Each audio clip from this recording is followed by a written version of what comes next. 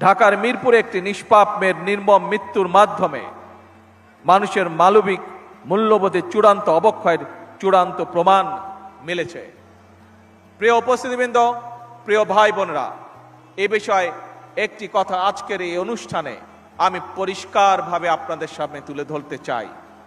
এই ধরনের শিশু নির্যাতন বা নারী নির্যাতন বর্তমান সরকার কোনোভাবেই মেনে নেবে না এবং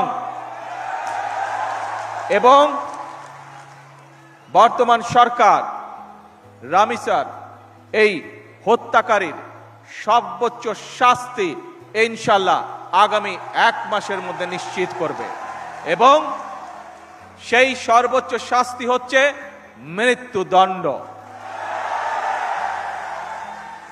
যাতে করে ভবিষ্যতে আর কোনো ব্যক্তি মানুষ এইভাবে শিশু বা নারী নির্যাতন করার সাহস না পায়।